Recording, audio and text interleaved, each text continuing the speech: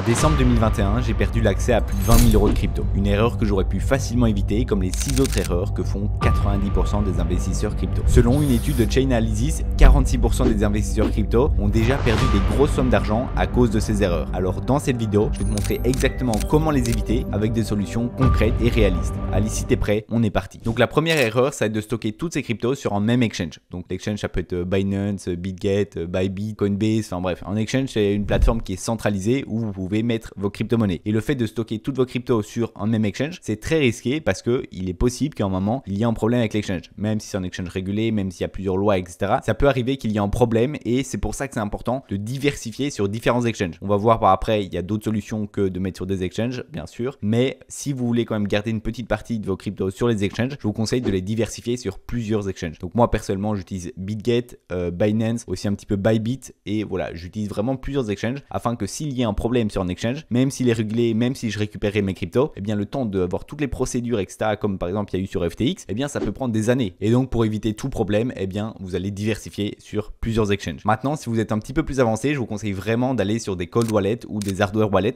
parce que ça va ajouter une sécurité qui est beaucoup plus importante. Alors oui, c'est un petit peu plus compliqué, vous devez être vraiment responsable de vos fonds. Ça veut dire que si vous faites une mauvaise manipulation et que vous envoyez vos fonds sur une mauvaise adresse, eh bien oui, vous perdez vos fonds et vous n'avez pas un service client pour vous plaindre. Donc ces trucs-là, c'est sûr qu'il y a une petite barrière à l'entrée où vous devez apprendre certaines bases, mais une fois que c'est fait, il y a une sécurité qui est vraiment beaucoup plus importante parce que c'est vos propres fonds. Maintenant, je vous ai parlé de cold wallet et d'hardware wallet. En fait, des cold wallets, ça va être des wallets qui ne sont pas connectés à Internet. C'est-à-dire que vous allez mettre vos fonds et ils ne seront pas en danger parce qu'ils ne seront pas connectés. Et des hardware wallets, c'est des wallets qui sont physiques. Donc, il y a une marque assez connue qui est Ledger, comme ceci. Donc, c'est des clés USB où à chaque fois que vous allez devoir faire une transaction, donc par exemple envoyer des fonds, eh bien, vous allez devoir cliquer sur des boutons pour qu'il y ait une manipulation physique. Et donc, je sais pas moi, un hacker qui est par exemple en Russie, un pays qui est pris de manière totalement aléatoire, eh bien, il ne pourra pas tant qu'il n'a pas accès à cet appareil physique. Et donc, ça enlève une grande contrainte parce qu'il vous faut un appareil physique pour valider les transactions. Également, il y a d'autres marques comme la marque Tangem. Moi, c'est une marque sous forme de carte comme ça où vous allez mettre au dos de votre téléphone pour que ça scanne et donc que ça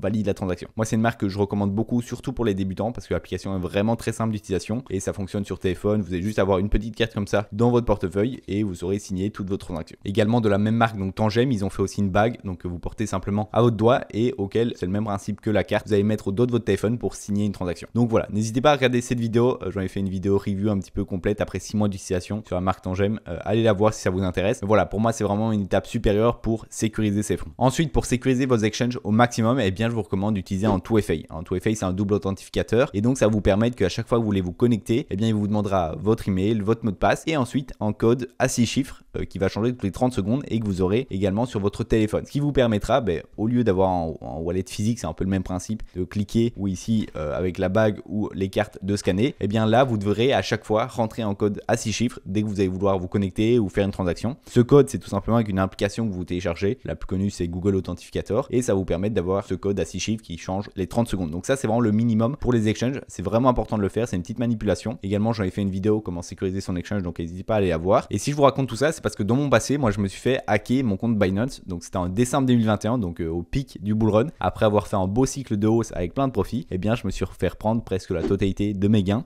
Tout simplement, même si j'ai mis un 2FA, donc comme je vous l'ai dit juste avant, c'est le code qu'on rentre. C'était une sécurité en plus, mais en fait, mon ordinateur était resté connecté. C'est ce qu'on appelle les cookies de connexion. Quand vous quittez votre page et que vous revenez, vous êtes toujours connecté pendant quelques heures. En plus, Binance, souvent, il les ferme après 4-5 heures, les cookies de connexion sont plus bons. Mais là, eh bien, j'avais téléchargé un virus sur mon ordinateur. Il a réussi à se connecter avec les cookies de connexion et pendant la nuit, eh bien, il m'a hacké mon compte Binance, ce qui fait que le matin, en me levant, j'ai eu une belle surprise. Et également, petite info en plus, n'hésitez pas à vous déconnecter quand vous avez fini votre session. Ça vous permettra d'être sûr que même si vous avez installé un virus, la personne ne peut pas rentrer sur votre compte, même sans avoir de 2FA. Ensuite, la deuxième erreur que je vois fréquemment, c'est au niveau du FOMO. Donc, c'est très difficile de se rendre compte qu'on est en train de FOMO. Donc, FOMO, ça veut dire Fear of Missing Out. Donc, c'est la peur de rater une opportunité. C'est très dur, surtout quand on est en plein cycle, que sur les réseaux, ça s'excite de partout. On vous dit d'acheter, que ça va monter to the moon à 200 000, à 300 000, etc. C'est très difficile de pas vouloir rentrer dedans parce que tu as l'impression que tu vas vraiment louper une opportunité. Mais donc, je vais quand même vous donner quelques conseils pour éviter de FOMO, même si ça reste des conseils qui sont assez basiques. Ça reste quand même important parce que souvent, on FOMO lors de son premier cycle. Quand on arrive dans les cryptos, on arrive souvent à la fin du cycle actuel. Moi, par exemple, c'était en 2018. Je sais qu'il y en a, c'était en 2020, 2021. Et il y en aura d'autres qui seront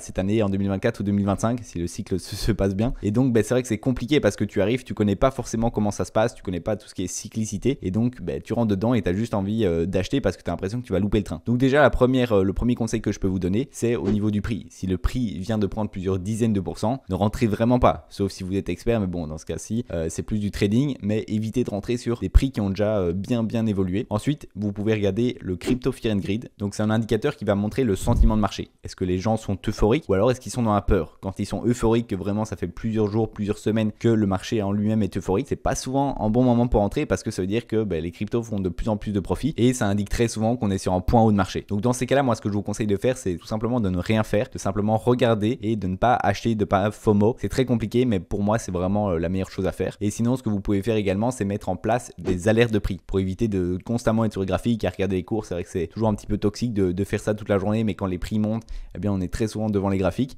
Vous pouvez mettre en place des alertes de prix. Sur TradingView notamment, il y a plein d'applications qui permettent de faire ça. Et comme ça, dès que ça atteint un certain niveau, vous avez une notification et vous savez quoi faire en fonction, mais vous n'êtes pas tout le temps sur le graphique parce que ça peut un petit peu biaiser votre sentiment et biaiser votre manière d'investir. Et sinon, dernier conseil, dans ce cas-ci, c'est plus une remarque, mais c'est vraiment de vous dire qu'il y aura toujours des occasions futures. Les cryptos, c'est cyclique, il y a un cycle tous les 4 ans et donc ça sert à rien de vous précipiter, de FOMO. Surtout, comme je vous l'ai dit, souvent on arrive au milieu ou à la fin d'un cycle, donc c'est pas le meilleur moment pour investir. Autant attendre avec ce capital-là et réinvestir quand on est dans une phase d'accumulation où c'est plus calme. Donc vraiment, prenez le temps, il y aura toujours des occasions. C'est vraiment ça qu'il faut se dire, c'est le plus important. Ensuite, la troisième erreur, c'est de ne pas diversifier son portefeuille. Donc ça, c'est vrai qu'on l'a déjà vu un petit peu au niveau des exchanges. Il faut diversifier ses exchanges et c'est sûr que quand on est responsable de ses fonds, c'est super important de diversifier. C'est ce qui va vous permettre d'être serein et de ne pas avoir peur que soit l'exchange ferme, soit qu'une catégorie de crypto ne se porte pas bien et du coup tout votre portefeuille ne se porte pas bien. C'est vraiment important de se diversifier et c'est là qu'on voit la différence entre un investisseur qui est débutant et expérimenté. D'ailleurs, quand je parle de diversification, il faut vraiment se dire qu'en fonction de votre profil de risque, vous avez un certain pourcentage de votre capital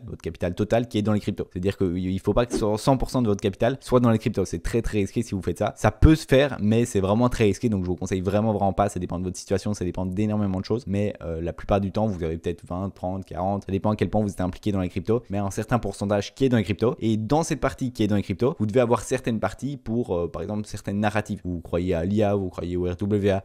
Vous avez certains pourcentages pour chaque catégorie. Ce qui vous permet que s'il y a une des catégories qui se porte mal, les autres vont prendre le relais. Également, vous devez avoir une certaine partie de votre portefeuille en stablecoin. Donc le stablecoin, c'est une crypto-monnaie qui est adossée au dollar. Donc ça va réduire tout ce qui est volatilité. Et ça va avoir plusieurs avantages. Premièrement, de recharger. Si jamais il y a des baisses, vous pouvez avoir de la liquidité de côté pour recharger. Et également de limiter le risque dans votre portefeuille. C'est-à-dire que même si vous avez une grosse partie de votre portefeuille qui est risquée, vous avez toujours cette petite partie de stablecoin qui permet de réduire tout simplement le risque et la volatilité. Maintenant, quand tu vas investir dans une certaine crypto-monnaie, il faut également regarder le lien avec d'autres projets. Je prends l'exemple de FTX et de Solana. Quand FTX a craché, le Solana, le token Sol, a pris un gros coup étant donné qu'il y avait beaucoup de Solana qui étaient dans la réserve d'FTX. Donc c'est pas toujours simple de trouver les corrélations entre les différents projets, mais je te conseille vraiment d'aller creuser parce que ça va t'éviter que si jamais il y a un problème sur un des projets dans lesquels tu investis, ça fasse ricochet sur toutes les valeurs de ton portefeuille. Ensuite, quatrième erreur que tu dois absolument éviter, c'est le fait de perdre l'accès à sa seed phrase. Donc c'est quoi une seed phrase? C'est tout simplement lorsque tu vas créer un wallet, donc un wallet décentralisé, c'est l'inverse d'avoir ses cryptos sur un exchange, tu vas créer un wallet et à la création de ce wallet-ci, on va te donner une seed phrase. La seed phrase, c'est une phrase avec 12 ou 24 mots et cette phrase, ça va vraiment être important de la sécuriser au maximum parce que c'est là-dessus que repose la sécurité de tes fonds. C'est-à-dire que si par exemple tu perds ton ordinateur ou ton téléphone, enfin bref, l'interface qui te permettait de communiquer avec ton wallet, avec ces 12 ou 24 mots, tu pourras de nouveau accéder à ton wallet. Mais ça veut aussi dire que si quelqu'un accède sans que tu le saches à ces 12 ou 24 mots, il pourra prendre l'accès à tous tes cryptos. Donc c'est vraiment important de le sécuriser au maximum. Maintenant, tu risques de me demander, comment est-ce que je peux la sécuriser? Alors il y a plusieurs niveaux, je vais aller du plus simple au plus complexe. Le premier, ça va être tout simplement de l'inscrire sur une feuille de papier. C'est ce que font souvent les débutants ou les personnes qui arrivent un petit peu et qui n'ont pas énormément de capital. Je pense que c'est une méthode qui est déjà mieux que rien. Maintenant, ça reste un petit peu la première option parce que ce papier-là, il peut brûler, il peut lui arriver beaucoup de choses. Donc voilà, c'est pas forcément ce que je recommande au départ. Moi, ce que je vais vraiment te recommander, c'est le deuxième niveau qui n'est pas vraiment plus cher en termes d'investissement. C'est une plaque en métal. Donc ça se trouve sur Amazon à 30, 40, 50 euros, je sais plus exactement. Et ça va te permettre donc d'avoir une sécurité avec l'inscription de tes 12-24 mots sur une plaque en métal, donc gravée. Et donc ça va résister beaucoup plus aux intempéries, que ce soit le feu, que ce soit l'eau, que ce soit la rouille. Bref, ça va vraiment être un métal qui est très résistant. Et ça, par exemple, tu peux le cacher, je sais pas, dans ton jardin ou tu peux le mettre où tu veux, mais ça sera vraiment beaucoup plus solide. Et sinon, on a le troisième niveau qui est le fait de mettre sa seed phrase dans un coffre à la banque. Donc tu peux louer en coffre à la banque. Ça coûte un petit peu plus cher là pour le coup. Ça va être entre 100 et 150 euros par an, mais ça te permet d'avoir une sécurité en plus. Mais surtout, et ça c'est le plus important, ça va être de séparer ta seed phrase en plusieurs parties. Donc que tu le notes sur un bout de papier, enterré sur un bout de métal ou dans un coffre en banque, eh bien tu dois séparer ta seed phrase en plusieurs parties. Ce que tu peux faire, moi ce que je te conseille qui est le plus simple, c'est de séparer en 3 parties ou avec seulement 2 parties, tu pourras reconstituer ta phrase seed en entière. C'est-à-dire que si tu perds une partie, eh bien c'est pas très grave parce qu'avec seulement 2, tu pourras avoir ta phrase entière. Et donc moi, comme tu l'auras compris, l'option que je te recommande, c'est la plaque en métal parce que c'est pas très cher. Et donc dans ce cas-ci, tu vas acheter 3 plaques en métal et tu vas donc diviser ta phrase seed en 3 parties et tu vas les mettre à des endroits différents, si possible le plus espacé possible, pour qu'une personne qui te veut du mal ou qui en veut à ta phrase seed, eh bien elle ait du mal à pouvoir rassembler ces 2 ou 3 parties. Également, il faut que tu penses à la transmission aux héritiers. Donc je vais pas trop rentrer dans ce domaine-là, mais c'est sûr que si t'arrive quelque chose, eh bien il faut que tes proches puissent avoir accès à ton wallet, ou alors ça sera des fonds perdus. Et je pense que c'est un peu dommage. Il y a des solutions qui existent, notamment avec un notaire ou alors des solutions électroniques. Notamment, je pense au projet TernoAsafe qui est vraiment très cool. C'est un projet où vous allez mettre en fait des conditions. Par exemple, si votre wallet il y a plus de transactions pendant une certaine période, par exemple 2 ans, eh bien ça va automatiquement envoyer tous vos fonds à une certaine personne de votre famille. Ce qui fait que voilà, si vous mourrez et que pendant 2 ans il n'y a plus de transactions, eh bien ça va tout envoyer à une adresse donnée. Donc ça, c'est une solution qui est possible. Et également, il y a des solutions de stockage numérique du type Ledger Recover. Donc ça, c'est voilà la marque que je vous ai présentée d'Hardware Wallet tout à l'heure. Eh bien, ils ont une solution pour stocker votre phrase seed. Maintenant, ça je vous conseille pas forcément parce que ça enlève un peu tout le concept de la blockchain et de détenir tout simplement ses propres assets. Là, vous allez donner votre phrase seed à une certaine entreprise qui va la séparer dans différents espaces de stockage. Mais voilà, on sait pas quand même ce qui va se passer si jamais il y a une faille ou quoi. Eh bien, c'est tous les wallets qui vont être affectés. Donc personnellement, moi je recommande pas, mais ça peut être une solution. C'est quelque chose comme 10 € par mois et voilà, à vous de voir. Et je viens de me souvenir que j'ai également fait une vidéo sur comment sécuriser au mieux ta phrase seed, donc n'hésite pas à aller voir, je te montre le matériel que j'utilise, etc. Donc voilà, c'est un petit plus. Ensuite, la 5e erreur, c'est de ne pas avoir de stratégie de sortie. Ça, c'est une erreur que je vois tout le temps et je pense que la plupart des débutants vont passer par là. Donc je vais quand même te la dire, essaye de ne pas la faire. Combien de gens j'ai vu passer de 10 000 € à 200 000 € au top du bull run avant de retomber à 20 000 €? Tout simplement parce qu'ils n'ont pas vendu, ils n'avaient pas de stratégie de sortie et donc ils savaient juste pas comment faire, ils pensaient que ça allait toujours aller plus haut et à la fin ils se retrouvent avec beaucoup moins de profit. L'important ici, ça va être de vous fixer des targets de vente. Donc là, prenez 5 minutes, écrivez sur une feuille de papier où est-ce que vous voulez sortir vos cryptos. Ça peut être par exemple quand le prix du Bitcoin atteindra un certain prix. Je sais pas moi, quand il atteindra 97 000, eh bien je vais sortir 50% de mes cryptos. Ou alors à une extension de Fibonacci. Je sais pas si vous connaissez forcément cet indicateur, mais c'est un indicateur qui est beaucoup utilisé, surtout sur les altcoins où il n'y a pas vraiment de niveau au-dessus de son ATH. Et donc vous allez regarder par exemple à 1.618 de Fibonacci, eh bien je sortirai une partie de mes cryptos. Ou alors à un montant de portefeuille. Quand je vais atteindre 100 000 € de capital crypto, eh bien je sortirai. Voilà, c'est différentes possibilités. Et également, ce qui est important, c'est de sortir en plusieurs fois. Par exemple, quand on atteindra 97 000 $ sur le Bitcoin, eh bien je vais sortir 50%. Et puis je vais sortir 30% à 117 000. Et puis ensuite les 20 derniers pourcents à 167 000 par exemple. Et donc c'est vraiment important de sortir en plusieurs fois parce que vous n'aurez pas le top parfait. Je pense que ça, c'est vraiment le mythe. Quand on est débutant, on a envie d'avoir tout le mouvement. Mais déjà, si vous êtes rentable, vous faites partie d'une petite pourcentage des investisseurs crypto. Donc essayez de sortir en plusieurs fois pour au moins sortir des profits et avoir des gains. Et pas vous retrouver, comme je vous ai dit tout à l'heure, avec une personne qui monte très haut mais qui descend aussi très bas parce qu'il n'a pas vendu. Également, une petite technique que vous pouvez avoir, c'est de garder en moon bag. Donc ça va être une petite partie de votre portefeuille, par exemple sur une crypto précise ou sur l'ensemble de votre bag, où vous allez garder donc par exemple 5-10% pour si jamais la crypto va plus haut. Donc vous mettez certains niveaux et vous laissez ensuite 5-10% pour si jamais la crypto s'envole. Et un dernier point que je voulais également mentionner, c'est au niveau de la gestion fiscale des sorties. Donc renseignez-vous au niveau fiscal parce que c'est sûr que dès que vous allez sortir vos cryptos vers des monnaies fiat, donc par exemple de l'euro, vous allez être imposé. Donc vous pouvez par exemple passer en stablecoin comme position intermédiaire afin de ne pas être imposé. Voilà, renseignez-vous, je vais pas rentrer, sinon ça fera une vidéo de 2 heures, je vais pas rentrer dans les détails. Et encore une fois, je vous redirige sur une ancienne vidéo que j'ai faite pour voir comment établir une stratégie de sortie. Donc je vous montre également comment il faut faire, je vous montre les étapes petit à petit. Donc prenez vraiment quelques minutes pour noter et établir votre stratégie de sortie afin de ne pas être comme tous ces débutants qui vont ressortir du bull run sans avoir fait vraiment de bénéfices. Ensuite, la 6e erreur, ça va être d'ignorer les tokenomics d'une crypto. Donc si vous investissez dans une crypto pour gagner de l'argent, ce qui dans 99% du temps est le cas, vous êtes vraiment obligé de regarder les tokenomics. Pour faire très simple, les tokenomics, ça va être l'ensemble des règles économiques qui vont régir cette crypto. Donc c'est tout ce qui fait que peut-être elle va prendre de la valeur ou elle ne va pas en prendre. Je vais donc vous donner quelques facteurs clés à regarder au niveau des tokenomics, même si ce n'est pas une liste exhaustive. Donc on a tout d'abord l'émission d'une crypto, donc savoir si la crypto va être inflationniste ou déflationniste. Inflationniste, ça veut dire qu'il va y avoir de plus en plus de tokens sur l'offre globale, alors que déflationniste, c'est qu'il y en a de moins en moins. Donc une crypto qui va être inflationniste, eh bien ça va en fait toujours augmenter sa supply, ce qui fait que voilà, la valeur va être diluée et donc